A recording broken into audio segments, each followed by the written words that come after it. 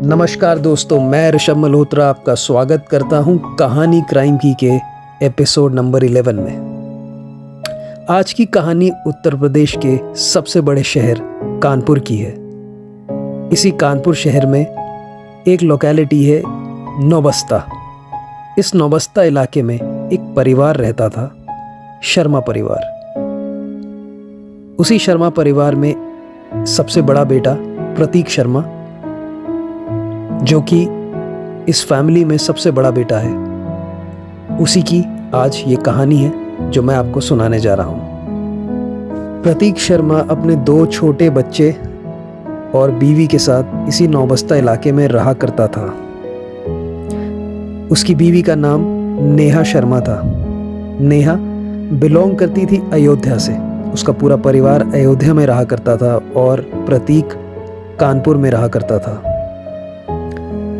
प्रतीक का आना जाना अयोध्या में चला रहता था, क्योंकि आपको पता है बीवी बच्चे हैं तो छुट्टियों में गर्मियों की आना जाना इनका लगा रहता था। तो हुआ यूं कि ये बात है मार्च 2024 की। प्रतीक अपनी बीवी बच्चों के साथ अयोध्या गया हुआ था और कुछ दिनों तक वहीं रुका। इसके बाद 12 मार्च की तारीख आई।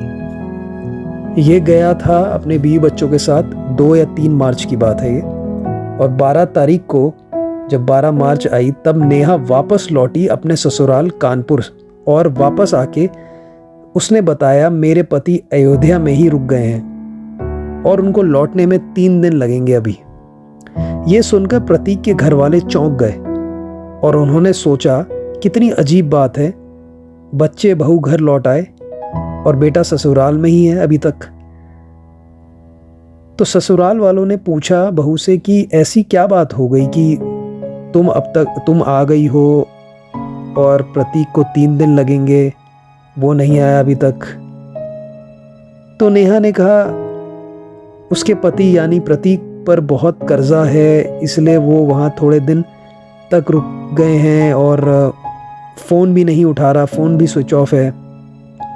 तो लोगों से दूर रहना चाहता है, थोड़ा सा अवॉइड करना चाहता है लोगों को, ये ना पता लगे लोगों को कि ये आ गया है, 3-4 दिन बाद वो आ जाएगा, ऐसा बहू ने कहा अपने ससुराल को। और फिर नेहा ने ये भी बताया कि अयोध्या में उनकी कार का भी एक्सीडेंट हो गया था, तो वो उसको भी रिपेयर करवा रहे हैं, तो वो ठीक हो जाएगी कार, तो वो लौट आएंगे 3-4 दिनों में, आ जाएंगे, आप चिंता मत करिए। इस तरीके से नेहा ने अपने ससुराल वालों को सारी कहानी सुनाई। अब ये बात 12 मार्च की है जब नेहा अपने ससुराल लौट कर आई। इसके बाद 3 दिन का वक्त और गुजर गया। 15 मार्च की तारीख आ गई, लेकिन प्रतीक घर नहीं लौटा। 3 दिन हो गए लेकिन प्रतीक अभी तक घर नहीं लौटा, ना उसका कुछ आता ना पता, ना उसका फ़ोन मिल रहा था। घर वाले चिंता में इतना ज़्यादा परेशान होने लगे कि प्रतीक को बार बार फ़ोन लगाने के बावजूद जब उसका फ़ोन नहीं लगा, स्विच ऑफ जा रहा था, तो उन्होंने फिर बहू से पूछा कि क्या बात हुई है बेटा, कोई बात हुई है, कोई लड़ाई हुई है तुम दोनों के बीच में, कुछ बात है तो हमें बताओ। हम प्रतीक को फ़ोन कर रहे हैं लेकिन उसका फ़ोन लगातार स्विच ऑफ जा रहा है। तो नेहा ने फिर वही कहानी सुना दी कि आपको तो पता है कि बेटे पे कितना कर्जा है, तो वो शायद देनदारों से बचने के लिए उन्होंने अपना फ़ोन स्विच ऑफ कर दिया होगा। और इस तरीके की बातें सारी वो करने लगी, बातें घुमाने लगी। ये बात उसने अपने घर वालों से जब कही, ससुराल वालों से, अब इसके बाद फिर 3 दिन गुजर गए। अब तारीख आ गई 18 मार्च को। होता यूं है कि नेहा अपने बच्चों को लेकर अपने ससुराल से निकल गई बिना किसी को बताए, और गई तो गई, साथ में अपना फ़ोन भी स्विच ऑफ कर लिया। अब ये बात बहुत रहस्यमय थी और राज और भी ज़्यादा गहराता जा रहा था। एक परिवार जिसमें 4 लोग, और चारों के चारों गायब हो गए। पहले बेटा गायब, फिर बहू, और साथ में अब 2 छोटे बच्चों को ले गई वो। शर्मा परिवार में बाकी लोग हैरान हो गए, परेशान हो गए और ये सोचकर दुखी होने लगे कि ऐसा क्या बात हो गई, ऐसी क्या बात हो गई कि अचानक 4-5 दिन में ही सब एक के बाद एक गायब हो गए। और ये सोचकर परिवार का मन घबराने लगा, क्योंकि अक्सर हमने देखा है कि पैसे का मामला जहां हो वहां जान को खतरा भी रहता है।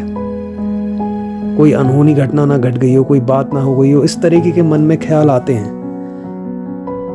तो अब होता यूं है कि पुनीत शर्मा, जो प्रतीक शर्मा के पिता हैं, उसकी गुमशुदगी की रिपोर्ट लिखवाते हैं नौबस्ता के पुलिस स्टेशन में। जब पुनीत शर्मा, जो पिता है प्रतीक के, उन्होंने देखा कि एक करके सब गायब हो गए हैं और उनको कुछ अपने बेटे का पता नहीं लग रहा है, तो उन्होंने फैसला किया कि पुलिस थाने जाके वो रिपोर्ट दर्ज कराएंगे। तो पिता ने पुलिस को रिपोर्ट लिखवाई। उसमें उन्होंने सारी बातें लिखी कि मार्च की शुरुआत में कैसे कैसे बहू और बेटा और बच्चे अयोध्या गए, फिर बहू वापस लौट आई लेकिन बेटा नहीं लौटा और उसका फ़ोन भी स्विच ऑफ जा रहा था। और फिर 3-4 दिन बाद बहू भी अपने बच्चों को लेकर गायब हो गई और उसका भी फ़ोन स्विच ऑफ जा रहा है। लेकिन इस रिपोर्ट में पुनीत शर्मा ने शक जो है अपनी बहू नेहा पर जताया, क्योंकि घर में, परिवार में सबको एहसास हो रहा था कहीं ना कहीं कि नेहा कुछ छुपा रही है हमसे, कुछ गड़बड़ बात है। तो उन्होंने अपना शक जताया और जो रिपोर्ट लिखवाई पुलिस थाने में, उसमें साफ साफ लिखवाया कि हमको हमारी बहू पे पूरा शक है। अच्छा, नेहा पे शक जताने की एक और वजह ये भी थी कि उसका बिहेवियर और बॉडी लैंग्वेज घर वालों को समझ में नहीं आ रहा था। पति का साथ आमतौर पे वाइफ छोड़ती नहीं है, और अगर पति मुसीबत में हो तो पत्नी साथ खड़ी रहती है, लेकिन यहाँ तो पत्नी अपने पति को छोड़कर आ गई और उसके बाद कुछ दिनों बाद फिर खुद गायब हो गई। और ससुराल वालों को भी नहीं पता लगा, किसी को कुछ नहीं पता लगा। सबको बस ये फील हो रहा था कहीं ना कहीं ये कुछ छुपा रही है।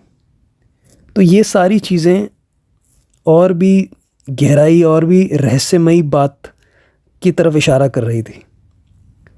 तो इसीलिए ससुराल वालों ने प्रतीक की गुमशुदगी में अपनी बहू नेहा पे शक जताया। अब पुलिस ने जब इन्वेस्टिगेशन शुरू की और जांच बढ़ाई, टेक्निकल तरीके से सारी अपनी जांच, फ़ोन वगैरह टैप वगैरह किया, सारी चीज़ें चेक करी। पुलिस ने जब अपनी इन्वेस्टिगेशन में कॉल डिटेल्स निकलवाई नेहा की, तो पुलिस ने ये देखा कि नेहा के फ़ोन पे एक कॉल आती है बार बार और घंटों उस नंबर से उसकी बात होती है। नेहा भी कॉल करती है उस नंबर पे और उसको कॉल बैक भी आता है, कॉल भी आता है वहाँ से, लेकिन वो नंबर प्रतीक का नहीं है, किसी और आदमी का है। पुलिस यही सोच में थी कि एक शादीशुदा 2 बच्चों की माँ अपने पति के अलावा किससे सारा दिन 3-3, 4-4 घंटे बात करती है और वो कौन है। पुलिस ने जब उस नंबर का पता लगाया तो पता चला कि वो नंबर एक अनजान शख्स जिसका नाम आयुष शर्मा है उसका था। पुलिस ने अब आयुष शर्मा के बारे में जानकारी जुटानी शुरू की कि कौन है ये। लेकिन अब एक बात साफ थी कि नेहा का इस आयुष शर्मा से कोई ना कोई संबंध तो ज़रूर है। पुलिस ने काफ़ी मेहनत के बाद, मशक्क़त के बाद जब इसके नंबर को ट्रैक किया आयुष के और इसके बारे में पता लगाया और देखा कि वो कहाँ पर है, उसको इंटरसेप्ट किया और इंटरसेप्ट करके पकड़ लिया फाइनली, तो पुलिस ने उसको अपने पुलिस स्टेशन ले जाकर उससे जब पूछताछ करी तो शुरुआत में आयुष ने माना ही नहीं कि उसकी बात नेहा से होती है। लेकिन जब पुलिस ने CDR, कॉल डिटेल्स दिखाई और टेक्निकल एविडेंस दिखाया कि जिसमें नेहा, प्रतीक और आयुष का फ़ोन जब ट्रैक किया और उन दिनों जब नेहा और प्रतीक अयोध्या गए थे तो पता चला था कि ये तीनों एक ही जगह पे हैं और इन तीनों के फ़ोन लोकेशन भी एक ही जगह आ रही थी और वो अयोध्या नहीं, लखनऊ थी। तब आयुष टूट गया और उसने कबूला कि हाँ, नेहा उसकी प्रेमिका है और ये भी बताया नेहा कहाँ है अभी। पुलिस ने नेहा को भी फिर गिरफ्तार कर लिया और फिर जब सख्ती से पूछताछ करी इन दोनों से तो इन दोनों ने कबूला कि प्रतीक की हत्या इन दोनों ने ही करी है, और ना कि सिर्फ हत्या करी है, उसका अंतिम संस्कार करके लाश को जला दिया है। अंतिम संस्कार करना इतना आसान नहीं है। मर्डर करके शमशान घाट जाकर इस तरह से साजिश रचना अक्सर कहीं सुना नहीं है, क्योंकि ऐसा होता नहीं है, क्योंकि अंतिम संस्कार के लिए डेथ सर्टिफिकेट चाहिए और पुलिस की और डॉक्टर्स की तहकीकात के बिना ये डेथ सर्टिफिकेट ऐसा मिलता नहीं है। तो खैर, पुलिस ने जब सख्ती से पूछताछ करी इन दोनों से, तो पूरी कहानी जो नेहा और आयुष ने सुनाई वो इस तरह से है।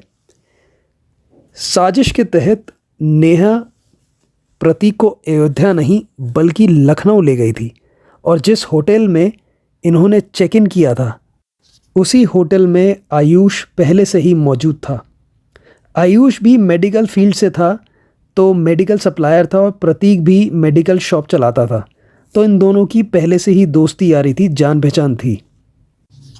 जब उस होटल में प्रतीक की मुलाकात आयुष से हुई तो आयुष ने प्रतीक को ड्रिंक्स के लिए इनवाइट किया, क्योंकि यही आयुष और नेहा की प्लानिंग थी कि प्रतीक को ड्रिंक्स के लिए इनवाइट करेंगे और उस ड्रिंक में जहर मिला देंगे। दरअसल आयुष को मेडिकल फील्ड में होने की वजह से सारी जानकारी थी, और उसने अल्कोहल को ऐसा मिक्सिंग करी, उसमें ऐसा कॉकटेल बनाया जिसमें उसने 8-10 नींद की गोलियां भी डाली, और 2-3 तरीके के अल्कोहल को मिलाकर उसने एक ऐसा सेडेटिव ड्रिंक बनाया जो पूरा जहर का काम करता, और जो काफ़ी था प्रतीक की जान लेने के लिए।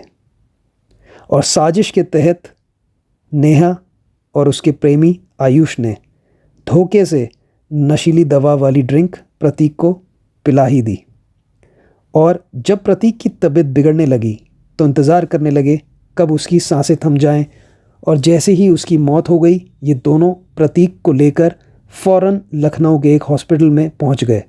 वहां पहुंचकर उन्होंने आधा सच बोला, पूरा तो सच बोल ही नहीं सकते थे, तो आधा बोला। कैसे बताया कि उन्होंने कि ये बहुत ज़्यादा ड्रिंक करते हैं, बहुत ज़्यादा शराब पीते हैं, और इस शराब पीने की वजह से इनकी तबीयत ख़राब हो गई, तो इसलिए हम इनको हॉस्पिटल ले आए हैं।